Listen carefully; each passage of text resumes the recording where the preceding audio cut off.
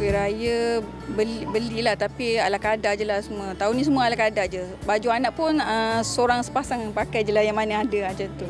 Macam saya suka ada yang saya beli sebelum bulan Ramadan lagi. Jadi bajet tu tak adalah semahal yang orang yang biasa cakap lah.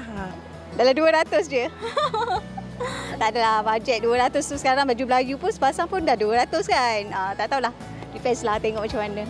Minimum tu tak pasti sebab sekarang ni pun harga semua meningkat.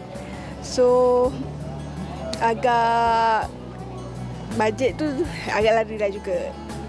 Bajet 300-400 lah untuk baju. Harga tu memang mahal sikit lah kan pada lepas tapi bila rajin-rajin cari tu ada lah, ada yang ada murah juga kan. Jadi kena banyak jalan-jalan lah tengok.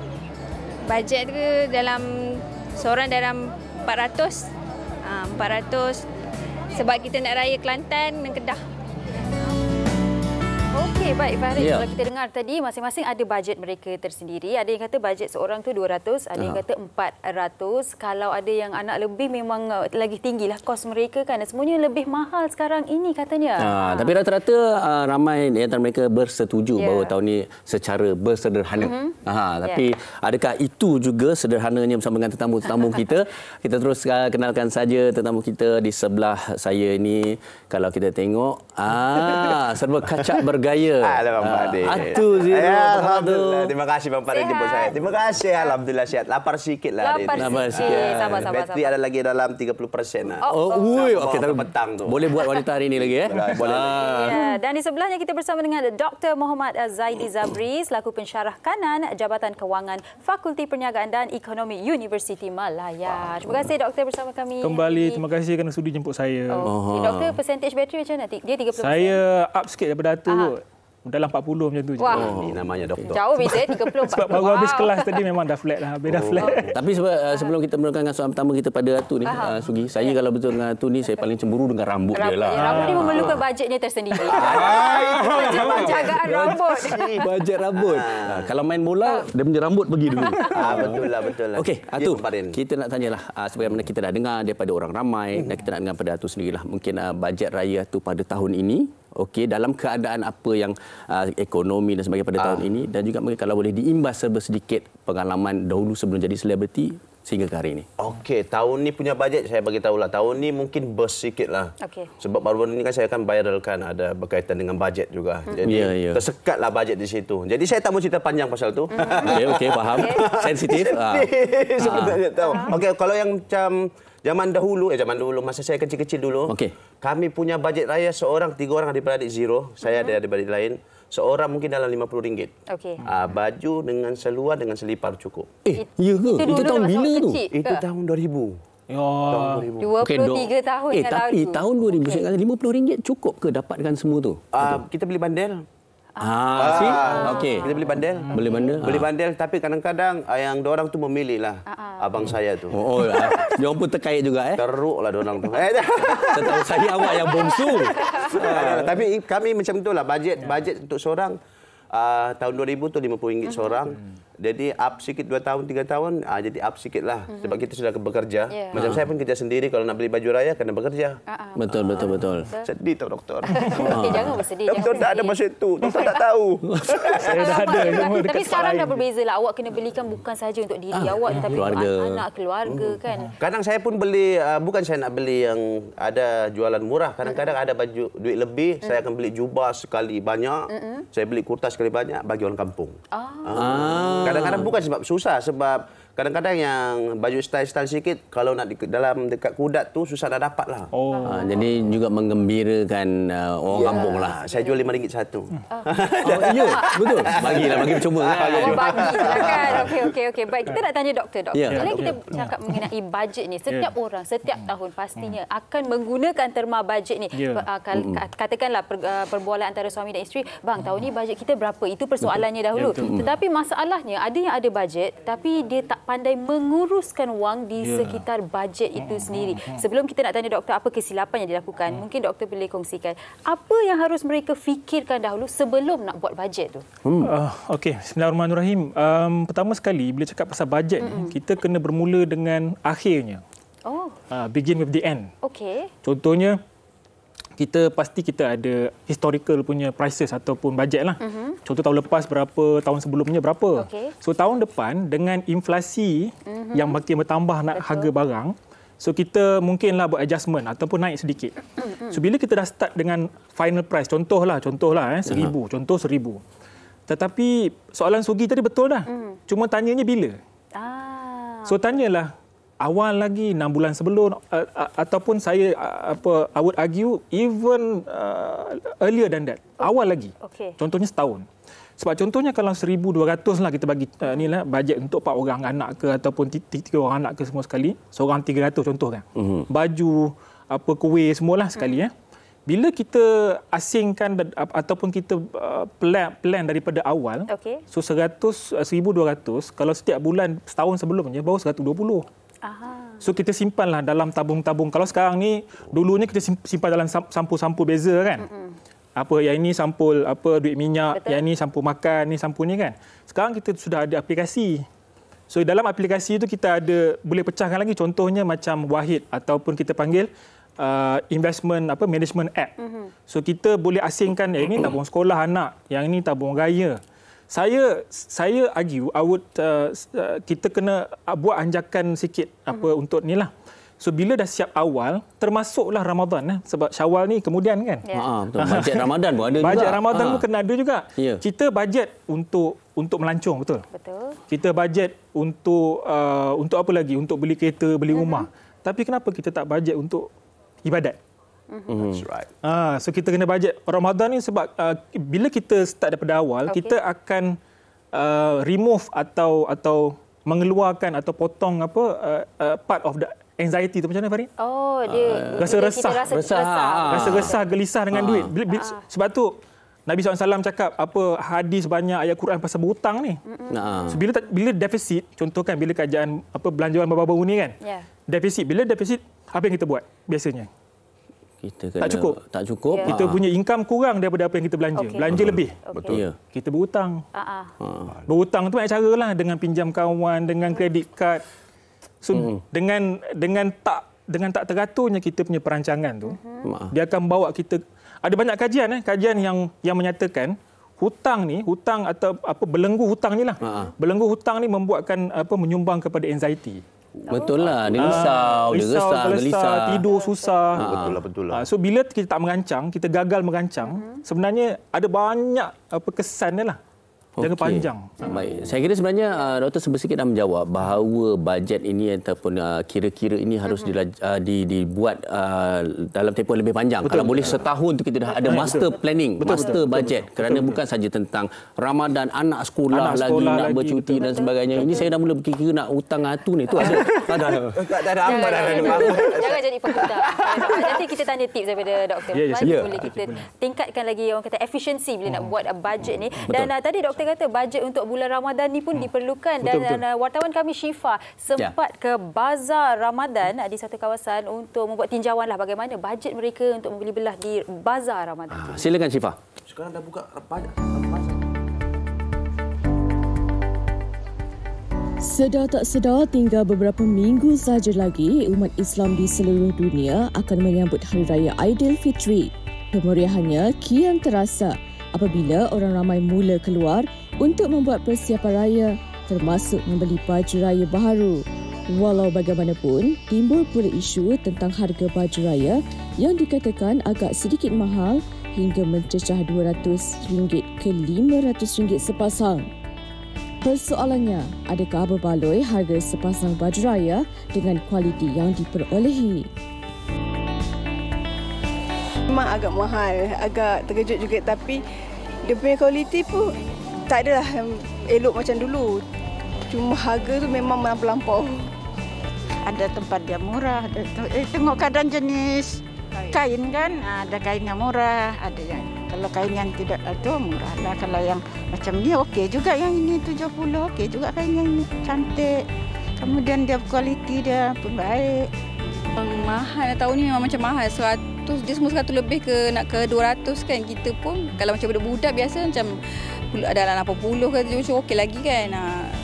Kualiti pun tengok pattern pun macam sama je. Corak pun macam tahun ni macam sama semuanya jenis sulam macam tu. Okey, bajet macam mana berapa untuk satu pasang? Baju nak cari yang berapa satu pasang?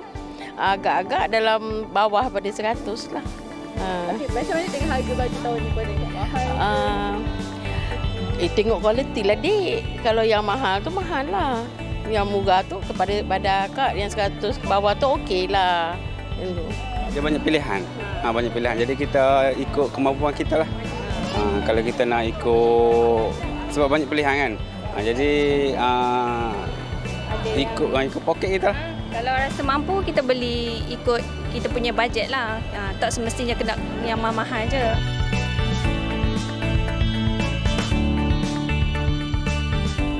Okey, baik. Terima kasih untuk tinjauan itu, Syifa. Dan kita juga perkongsian komen di Facebook. Mari kita bacakan daripada Zaida Ilani Zainal Abidin. Okey, kami sentiasa kawal belanja dan bajet dengan membeli apa yang perlu sahaja. Kami juga jarakkan membeli keperluan raya mengikut gaji bulan seawal 5 bulan supaya tak terasa terlalu banyak belanja bila raya hampir tiba. Ini langkah yang bijak juga tadi. Betul bijak. Dan satu lagi komen daripada Giruza Fiza. Bagi keluarga kami, tiada masalah dalam bajet sebab dari awal perkahwinan kami sentiasa sediakan tabungan untuk masa hadapan. Jadi untuk hari raya, persekolahan anak-anak dan hal-hal kecemasan, kami tiada masalah untuk menghadapi kena selalu pay ke dalam kewangan. Nanti semuanya akan berjalan dengan lancar lah katanya. Okey, itu perancangan daripada mereka. Tapi Atu sendiri bagaimana? Okey, kerana bila kita cerita pasal hari raya, kalau dulu secara lazimnya bila raya ni baju kita beli baju baru setahun sekali. Kadang-kadang sekarang ni nak shopping sepanjang tahun pun dah boleh kan. Okey, jadi bagi Atu sendiri bukan saja tentang baju, tapi kadang-kadang dia orang katalah orang lelaki kadang kereta nak tukar sport rim, perabot baru, isteri baru. Jadi bagaimana dengan nak mendisiplinkan diri ataupun pandangan Atu sendiri tentang semuanya perlu baru? Kenapa kita faham antaranya juga dikatakan sebagai sunnah, tapi itu yang mana yang perlu sahaja dan ikut kemampuan. Okey, tapi Atu sendiri bagaimana? Kalau abang bercakap pasal sunnah, saya jawablah. Sebenarnya kalau yang baju baru sebenarnya memang patutlah sebab kita merayakan benda tu 1 tahun 1 kali. Cuma kalau macam saya, kalau bajet selalunya isteri akan atur semua bajet daripada macam doktor cakaplah. Bulan pertama bulan 1 hari itu kita dah baju raya semua sudah siap. Beli kain. 2 bulan depan lah. Beli kain sekali banyak, lepas tu bini saya jahit. Kadang-kadang langsir pun dia boleh buat baju. Kreatif tak kreatif. Langsir dia buat baju. Langsir begini ni kalau dapatkan dia jadi baju ni. Betul. Maknanya kalau tengok Atu pakai baju tu kain langsir lah tu. Yang ini Premadani. Macam isteri saya dia bagus daripada segi bajet tu, dia memang jaga. Okey. Boleh izinkan saya bincang lagi. Okey, kalau itu isteri. Saya kita tahu kita dah boleh bincang. Tapi kadang-kadang dengan anak ni hati kita jadi lembut. Hati kita jadi macam alamak nak ikut kan juga. Kadang anak-anak juga ada jangkaan dia sendiri, ada harapan dia.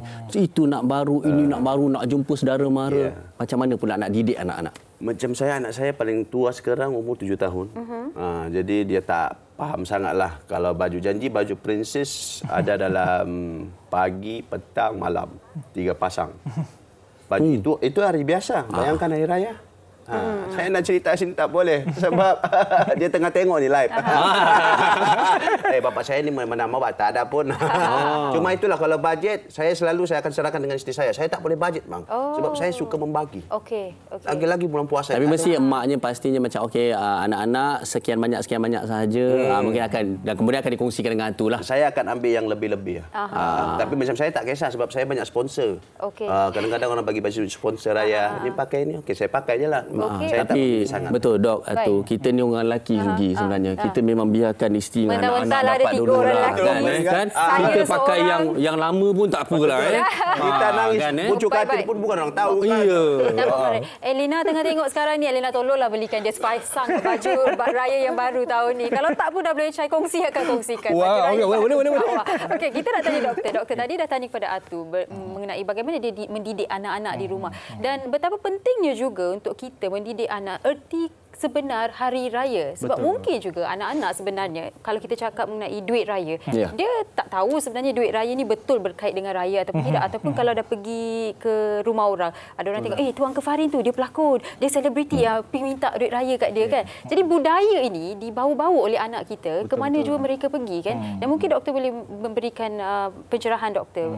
Budaya hari raya ni, apa yang perlu kita, yang boleh kita cut cost dan tidak perlulah sebenarnya dan pentingnya untuk anak-anak kita. Pasal dia memberi tekanan kepada orang yang terpaksa memberi. Anxiety. Anxiety ya. Sebenarnya betul lah saya cakap. Tapi yang bagusnya mengenai budaya, kita ada peluang untuk menukar budaya. So kita sekarang kerja didik mak bapak lah, bukan anak mak bapak. Sebab anak memang tak tahu kan. Dia hanya akan follow through apa yang apa parents dia buat. So sekarang ni ada beberapa perkara yang kita boleh buat lah. Contohnya, mak bapak kena step in dan intervene. Bila tengok anak minta tu, kena bagi tahu. Raya sebenarnya bukan kita untuk minta duit. Kalau orang bagi, cakap terima kasih. Tak bagi, kita cakap terima kasih juga. Sebab orang jam makan, kan, masih lagi sudi melayan kita. Dan duit raya tu sebenarnya, ada perkara yang kita boleh buat. Sebenarnya yang digalakkan untuk bersedekah ialah pada bulan Ramadan. Tapi orang kita buat masa raya. So pahala tu dah tak dapat lah. Bukan tak dapat, bukan tak boleh. Boleh sedekah masa raya tu boleh. Beza sikit lah. So apa yang kita boleh buat sekarang ni, kan kita ada saudara mara yang dekat. So transfer lah masa bulan Ramadan. Cakap yang ini ganti duit raya ataupun something like that supaya kita dapat pahala ataupun kita dapat maknakan sedekah masa bulan Ramadan. Ini adalah bahagian duit raya, tapi kita serahkan lebih awal di bulan Ramadan. Sikit. Janganlah bagi sebulan awal. Bagilah masa hujung-hujung seminggu terakhir sebab sekarang kan semua online transfer. So cakap yang ini ganti, cakap je lah duit raya tapi pakcik bagi awal. Dan kalau bila dah boleh bagi awal, so diorang pula kita boleh panjangkan, ada tak duit dalam ni supaya kita boleh ajar mereka pula bersedekah. So bulan puasa ni bukan sekadar lapar aja. Kan Nabi SAW bila dia katakan bila sampai bulan Ramadan, sedekahnya amal sedekah ni macam angin yang hembus. Punya laju kan. Tapi kita didik masa raya tu, masa bulan Ramadan tak dapat. Kita ajar dia untuk tarawih, bagus semua, tak ada masalah. Cuma untuk memberi, bila kita memberi, kita sebenarnya mendidik hati untuk merasa macam mana orang susah. So itulah. Pencerahan yang membuka mata saya. Tapi saya nak tambah satu soalan kepada doktor sendiri. Kepada kita yang ada jangkaan ataupun expectation dari orang lain untuk memberi duit raya setiap tahun dan ada kalanya juga memberi dengan banyak kerana semacam Suri kata, ini Uncle Farid ini umum lah. Mungkin Atu tiap tahun bagi. Macam mana? Kenapa saya? Kita kena apa yang kita kena buat ialah kita manage expectation. Ataupun kita kena uruskan jangkaan orang tu. Kita bukan nak kata apa Uncle Farid tak ada duit tahun ni, tak ada. Cakap ini yang Uncle Farid boleh bagi. Kalau kita kan didik sebenarnya masa bagi tu cakap apa, bila dapat cakap apa, cakap terima kasih. Jangan lepas tu mak bapak pula kena step in. Saya kena tekankan ni mak bapak ni step in dan janganlah pula pergi buka sampu tu depan kawan tu. Kan bila dapat tu simpan terus. Sebab kita ada adab kan. Kadang-kadang macam apa Farid cakap tadi, bila orang kena bagi sebab terpaksa, kita tak boleh nak halang dia bagi juga. Sebab kadang-kadang dia terpaksa bagi sebab tekanan kan. So untuk kita meraihkan orang lain yang mungkin susah tapi kena bagi. So kita mana-mana rumah pun ajar anak untuk terima sampul, simpan dan balik masuk dalam kereta baru kira. Janganlah kira depan rumah kawan tu kan. So nanti dia rasa inferior. Itu saya betul. Ada dalam kalangan anak-anak kecil. Mungkin anak tu innocent, dia tak tahu. Tapi dia keluar, RM5 je. Sebab anak-anak sekarang ni tahu beza RM5, RM10, RM50. Saya ada satu tips. Sebenarnya kita yang memberi ni, kena memberi tu biar ikhlas. Bila kita dah rasa terbeban, keberkatan tu dah tak ada lagi. Dan mungkin Atu boleh kongsikan kan. Bila kita cakap tadi mengenai didikan anak-anak. Tapi sekarang ni kita nak cakap didikan buat orang dewasa ni kan. Sebab kadang-kadang external factor ni menjadikan seseorang itu rasa sangat-sangat tertekan. Okey, raya mungkin 2 tahun yang lepas tak ada orang datang rumah sebab COVID kan. Dan sekarang ni dah boleh menyambut dengan lebih besar daripada sewaktu COVID. Jadi nak tukar perabot, ada yang nak tukar kereta sebab orang datang kat luar tu dia tengok kereta, lepas tu dia tanya, awak tukar kereta Dia rasa macam bangga semacam lah kan. Jadi bagi orang yang rasa mereka perlu membeli barangan baru untuk memuaskan diri mereka supaya dapat pujian daripada orang lain. Apa yang mungkin awak boleh katakan kepada mereka? Dan tambah lagi, sampai berhutang. Sampai berhutang. Siapa yang berhutang itu? Kasih tahu saya. Okey, sebenarnya kalau macam saya, sebenarnya kita banyak berfikir pasal orang tau. Kita fikir apa benda yang belum berlaku. Betul. Kadang-kadang kita macam alah kalau orang ni cakap malulah kita.